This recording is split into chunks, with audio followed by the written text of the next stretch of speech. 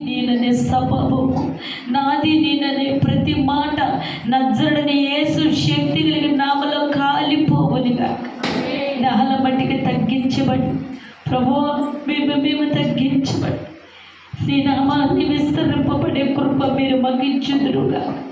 నీ చేతిలో వాడబడే పాత్రలంటే దాన్ని నేను ప్రభువా మీరు నిలబెట్టుకుని వాడుకోండి ప్రభువా. యేసయ్య స్వార్థపూర్వకమైన మాటలు కాదు కానీ అయా ఇదిగో నేను బాణపప్పుల వలె దూసుకుని వెళ్ళే కృపను మాకు దయచేయండి ప్రభువా. బిడ్డలు చెప్పిన సాక్ష్యాలన్నీ నీ పాదాల దగ్గర ముద్రించబడుదురుగాక. వారి బిడ్డల్ని కూడా అయా వారి కుటుంబంలో ప్రతి అనారోగ్య పరిస్థితిని నజరుడని యేసు శక్తి కలిగిన నామములో దూరపరచగలుగునుగా. మళ్ళా వచ్చే వారము సంతోషమైన సాక్ష్యాలతో నా బిడ్డల్ని మీరు నిలబెట్టుకొని మాట్లాడుదురుగాక. అటు కృపను మీరు దయచేయండి ప్రభా. సంఘములో శ్యామాభివృద్ధి అయా కోరుకునేవాడే నిజమైన దైవజనుడని వాక్యం చదివిస్తుంది. అటు కృప మాకు దయచేయండి. సంఘమునైనా క్షేమమును కోరిన వాడే నిజమైన సేవకుడు అంటున్న ప్రభా. ఈ సంఘం కోసం భారమ కలిగి బాధ్యతతో ముందుకు సాగే భాగ్యాన్ని మాకు దయచేయమని నీ వాక్యంలోకి నిలబడుతుండగా నీ బలమైన అభిషేకం మరి కుమ్మరించి ఆశీర్వదించమని నజరుడని యేసు శక్తి కలిగిన నామలో అడిగి వేడుకుంటున్నాము తండ్రి. ఆమేన్. హల్లెలూయా, హల్లెలూయా. దేవుని స్తోత్రం. మీ అందరికీ వందనాలు. మరి ఎంతగానో మంచి సాక్ష్యాలతో దేవుడు మన ఎదుట ఉంచి ఉన్నది. మరి అలాగే వచ్చే శుక్రవారం మరి విజయవాడ ప్రాంగణంలో మరి 20వ తారీఖు వచ్చింది కాబట్టి అక్కడ ఆరాధన జరుగుతూ ఉంటుంది. ఎవరైనా సరే ప్రేరేపణ కలిగిన వారు మాతో ఏకీభావించవచ్చు. పరిశుద్ధాత్మ మహిమ అక్కడ బలముగా పనిచేయాలని దానికోసం మీరందరూ ప్రార్థన చేయండి. ఒక్కరోజు 2 రోజులు చేసి ఆగేది కాదు. ఈ ప్రాణం ఉన్నంత వరకే అక్కడ ఆరాధన జరగాలని ఆ ప్రాంగణం ప్రజలు కోరుకున్నారు.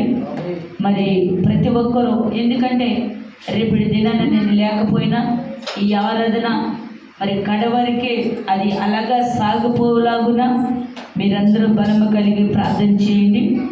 ప్రియ సహోదరి సహోదరుడా, ప్రార్థనలో ముందుకు సాగాలి.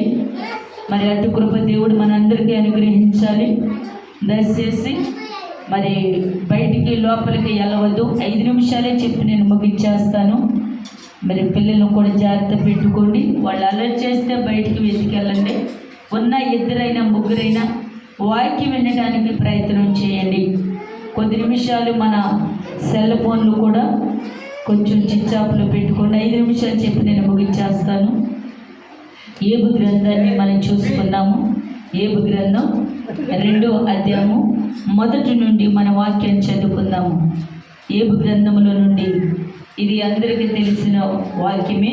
అయినా ప్రభు నాకు ఎందుకో ప్రేరేపణ కలిగించి వాక్యాన్ని వెల్లడి చేస్తాం జరుగుతుంది. దయచేసి ప్రార్థనలో మరి శ్రద్ధగా ఆసక్తి కలిగి ఉండాలని నేను ఆశపడుతూ ఉన్నాను. ప్రార్థనలో పట్టుదలతో ఉండాలంట. ప్రార్థన యందు పట్టుదల కలిగి ఉన్నప్పుడు దేవుని మహిమను మనం చూడగలుగుతాము. ఆ పట్టుదల మరి ఆ మహిమ ఎలా ఉంటుందో ఏబు గారు మనకు స్పష్టంగా తెలియపరుస్తున్నారు. కాబట్టి చదువుతారు ఏబు గ్రంథాన్ని.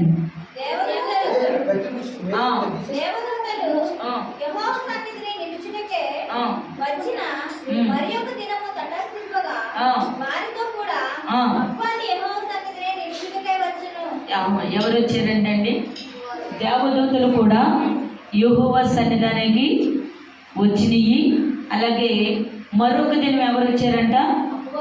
అపవాది కూడా యెహోవా సన్నిధానికి వచ్చి ఉన్నది. దేవుని స్తోత్రం.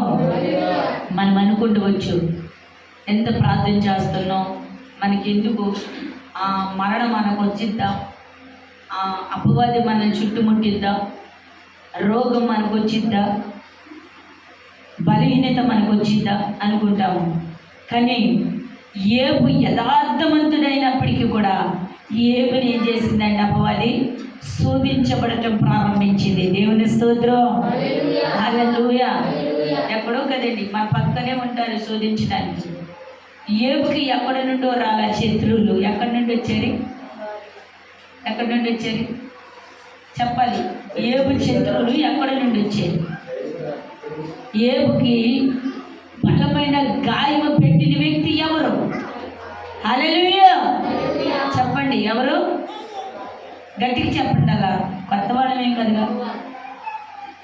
దేవుని స్తోత్రం. అపవాది ప్రతి ఒక్కరికి పెడుతుంది.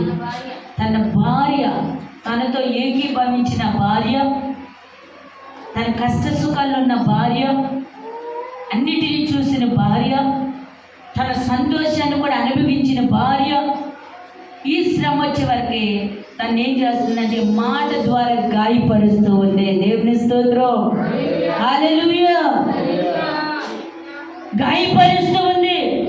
ఈ సాతాను పెట్టిన ఈ పుండుల కంటే, తన స్నేహితులనే మాటల కంటే, తనకున్న ఆస్తి పోయినా, అంతస్తు పోయినా, బిడ్డలు కోల్పోయినా, తన శరీరం అంతా ఇదిగో క్షీణించిపోయినా దేనికి భయపడలేదు, బాధపడలేదు. కానీ తన పక్కనే అన్ని చూసి అన్ని అద్భుతాలు వెరిగి ఉన్న భార్య మాటకి ఏబుకి బాధ అనిపించింది. దేవుని స్తోత్రం.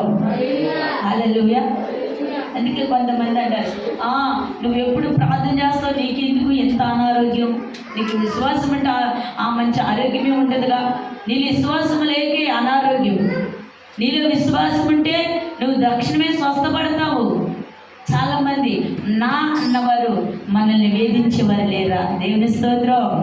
ఏబు గ్రంథంలో చూసుకోండి. ఏబుని తన భార్య అంటుంది, ఎందుకు నీకు ఈ శ్రమ, ఎందుకు ఈ బాధ, ఎందుకు నీకు ఈ కష్టం, ఆ దేవుని దూషించే వదిలికి రా అన్నప్పుడు ఏబు గారు ఏమంటున్నాడంటే, ఒకప్పుడు మనం సంతోషాన్ని అనుభవించాము, మేలుని చూసాము, ఈరోజు కీడుని అనుభవించడానికి మనం తగ్గమా అని అడుగుతున్నాడు. దేవుని స్తోత్రం.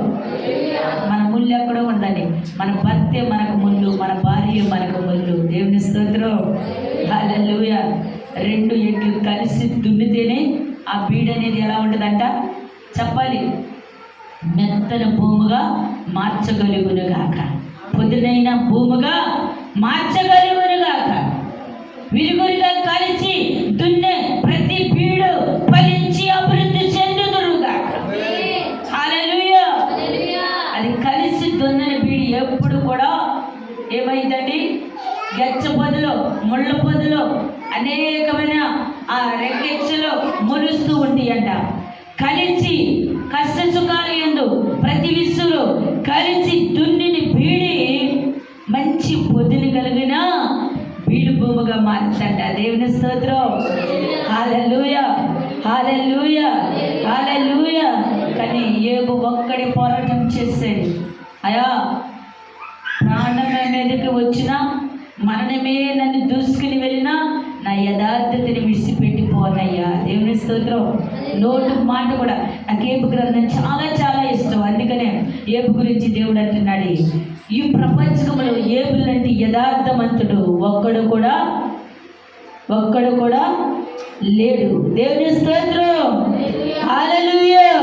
ఒక్కసారి ఆగి ఆలోచించి ఏబు గురించి మీరు జ్ఞాపకం చేసుకున్నట్లయితే, నిజమే ప్రభా, ఏబు గారు ఎంత గొప్ప కార్యాలు చూశాడు, ఎంత కృపని అనుభవించాడయ్యా అని మనం జ్ఞాపకం చేసుకోవాలి. చదువునను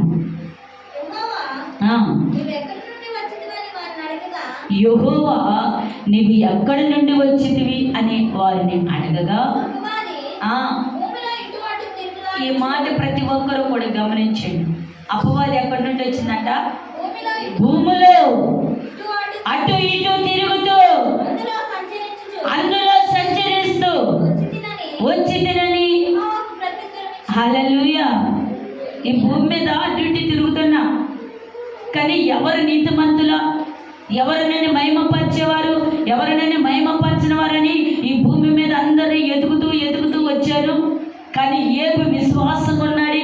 అసలు ఎప్పుడు కూడా జారిపోటులా, మాటలో, చూపులో, తలంతులో, ఆలోచనలో, నడుగులో, పడుగులో, కుటుంబ పరంగా ఎక్కడా కూడా పడిపోవట్లేదు. కాబట్టి నీ దగ్గర ఒక వాగ్దానం తీసుకుని ఏబు వద్దకు వెళదామని వచ్చాను అన్నది.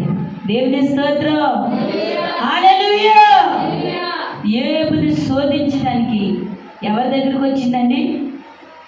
ఏబుని శోధించడానికి, ఒక పర్మిషన్ అడగడానికి ఎవరి దగ్గరికి వచ్చింది?